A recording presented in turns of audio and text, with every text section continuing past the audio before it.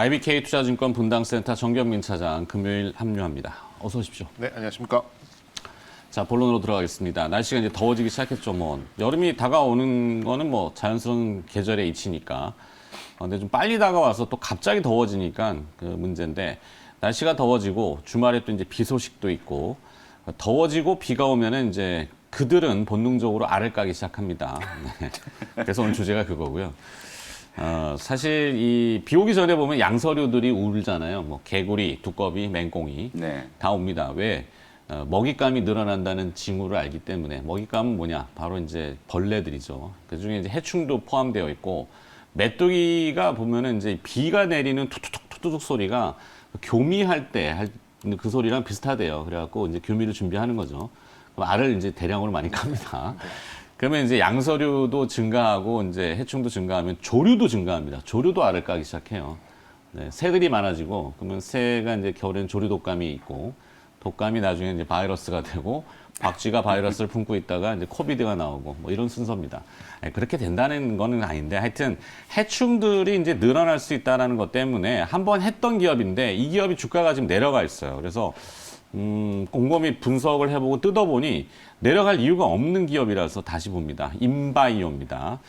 자, 인바이오는 바이오라고 이제 엔바이오를 우리가 한번 했었기 때문에 엔바이오는 주가 뭐 괜찮았고, 인바이오는 이제 잘 아시는 친환경 이 작물 보호제, 이렇게 보시면 됩니다. 2월 17일 날 제가 방송을 한번 이 일발 코너를 했는데, 그때 이제 특별한 하자가 없다면은 주가가 크게 맞을 일이 없다. 근데 주가 내려갔어요. 14,000원에서 12,000원까지 내려가 버렸기 때문에 민망스럽게 짝이 없는데, 왜 그렇지라고 뜯어보니까 이 재무 분석을 먼저 해봐야 되겠더라고요.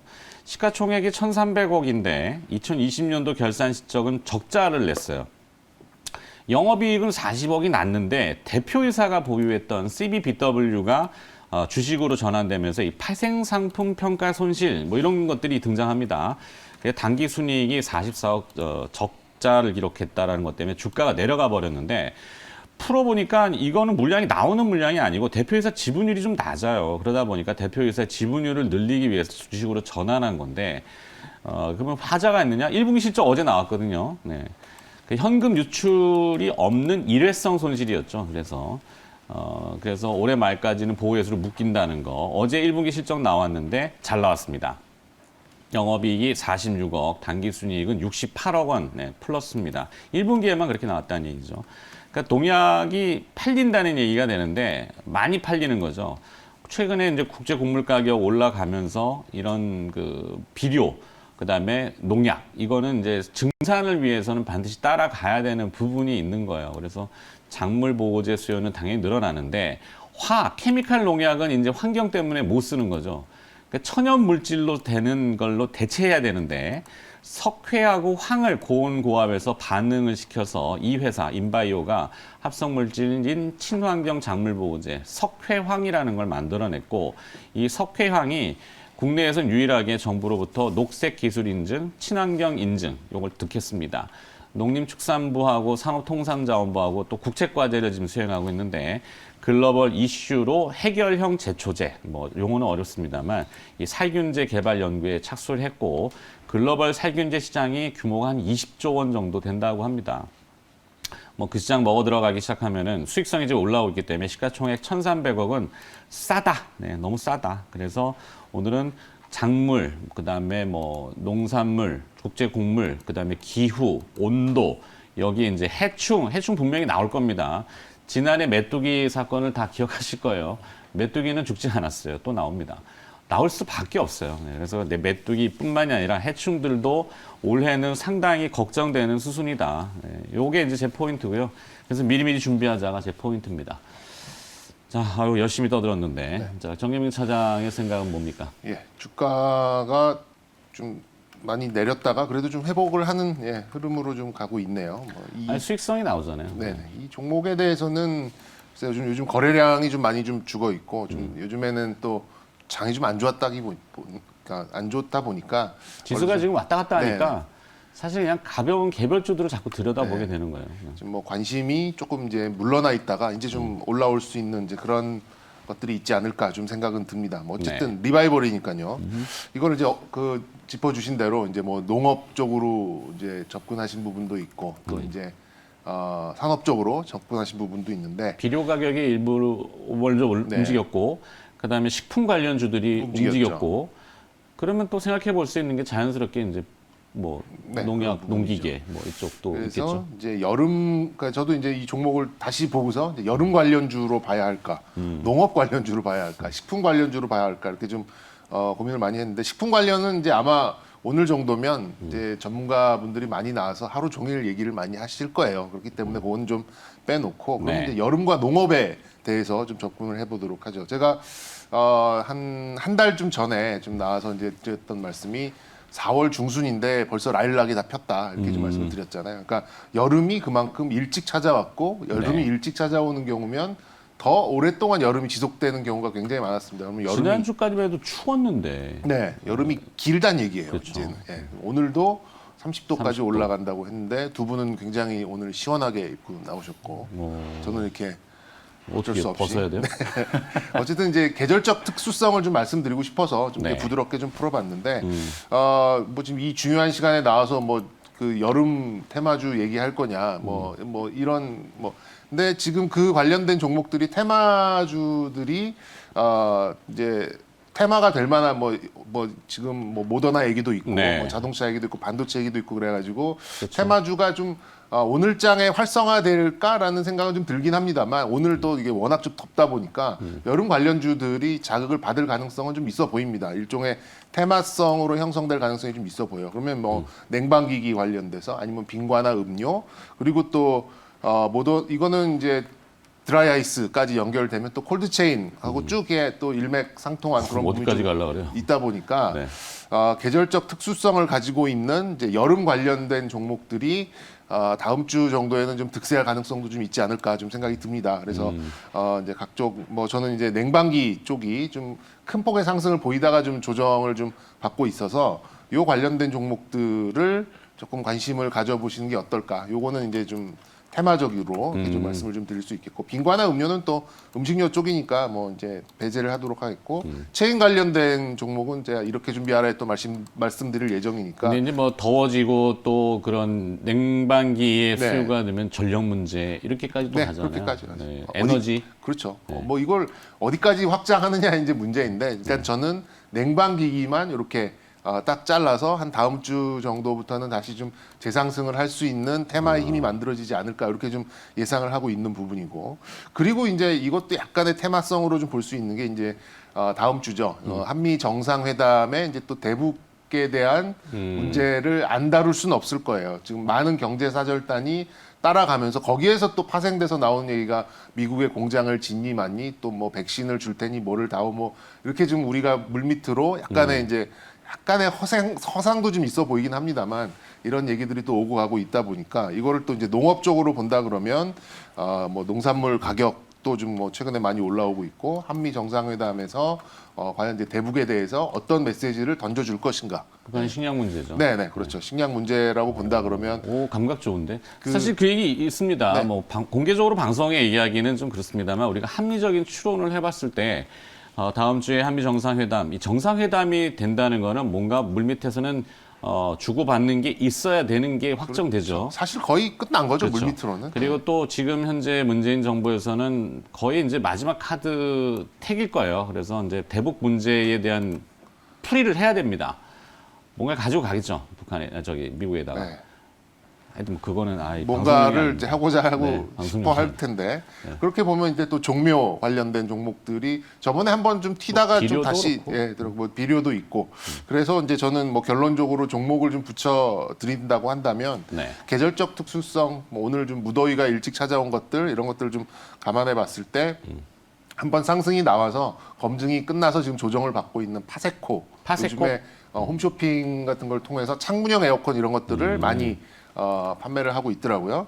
그래서 이제 파세코라는 파세코를 종목, 붙여볼까? 좀 네. 붙여보도록 하고 농업 관련된 종목으로 이제 종묘 관련된 종목으로 좀 본다 그러면 이제 농우바이오 같은 종목이 농우바이오. 이제 튀어나고 나가기 좀 시작을 했었는데 네.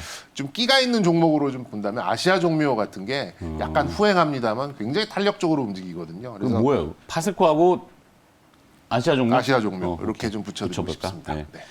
좋습니다. 하여튼 우리 뭐 붙이기 잘하니까 인바이오 바이오 아닙니다. 예, 이게 그런 바이오가 아니기 때문에 내용은 쳐보시면 나오고 비슷한 이름의 기업들이 좀 있어가지고 자 김현 매니저도 네, 저도 좀 붙여드리도록 창의성을. 하겠습니다. 인바이오 어쨌든 이제 친환경 비료가 가장 핵심이라고 보시면 될 것 같아요. 아까 네. 제가 뭐 농산물 가격이 상승하고 있다.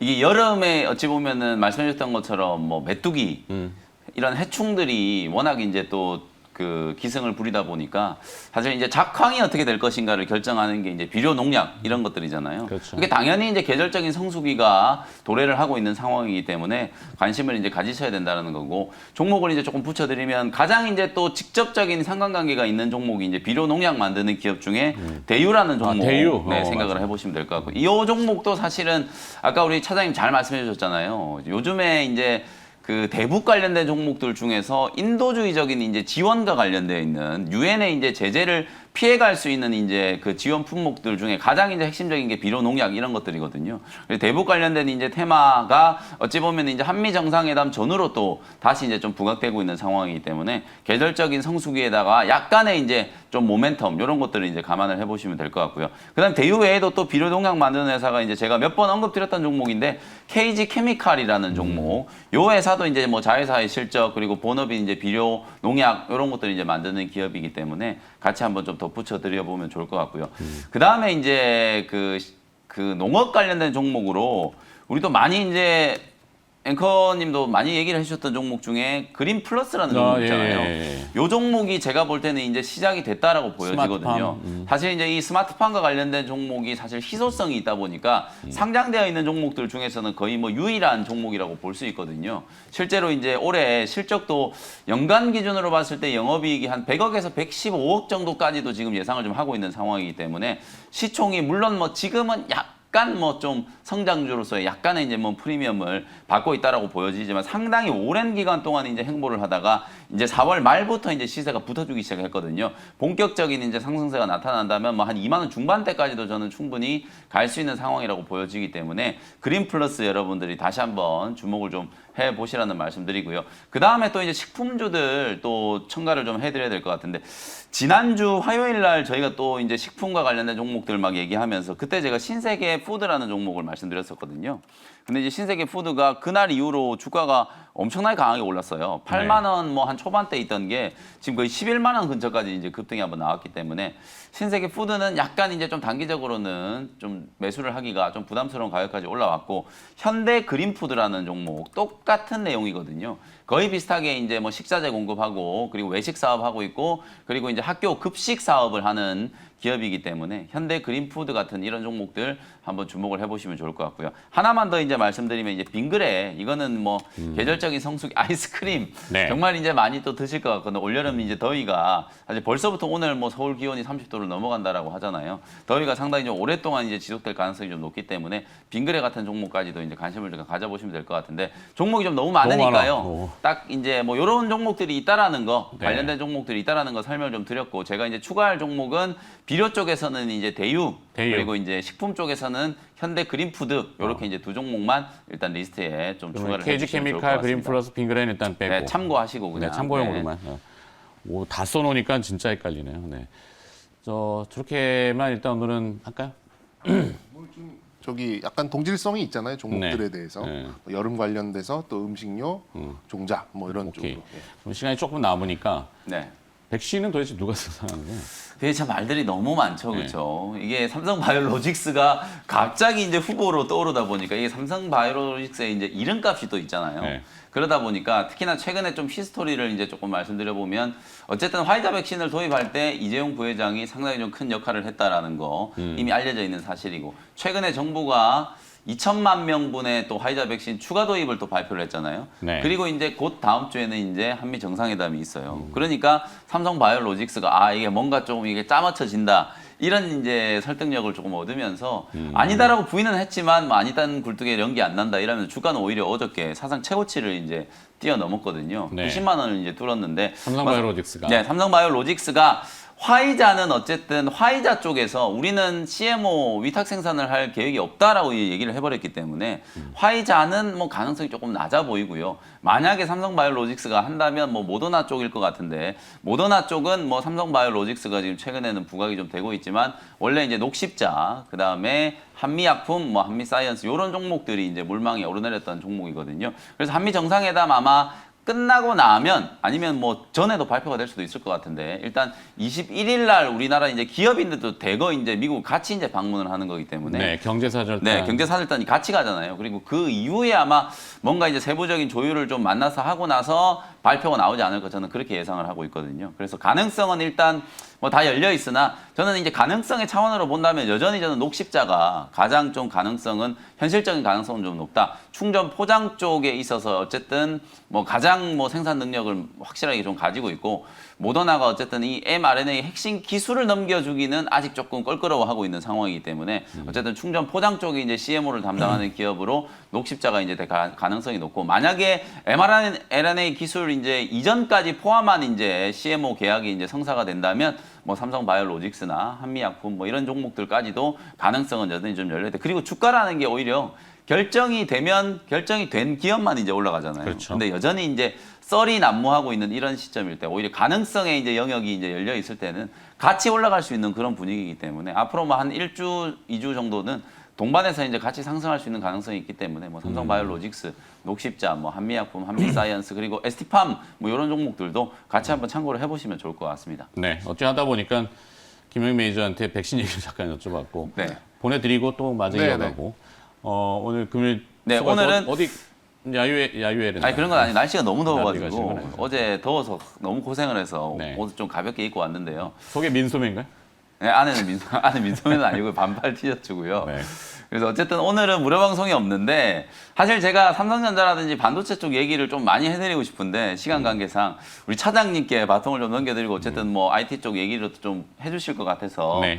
삼성전자 저는 뭐 자신 있게 말씀드린 건데 빚을 내서 투자하라고는 절대 말씀 못 드리겠어요. 근데 이제 예금 적금을 깨서 삼성전자를 투자하기에는 오히려 지금이 정말 좋은 기회가 아닐까라는 생각이 조금 들거든요. 실제 삼성전자는 뭐 성장주이기도 하지만 여전히 저평가되어 있는 가치주다라는 거 말씀을 좀 드려보면서 오늘은 시장이 조금이라도 반등을 좀 해줄 수 있기를 기대를 하고요. 저는 다음 주 네. 월요일 날 다시 인사드리도록 하겠습니다. NBA 골드 김영민 매니저였습니다. 고맙습니다. 네, 감사합니다.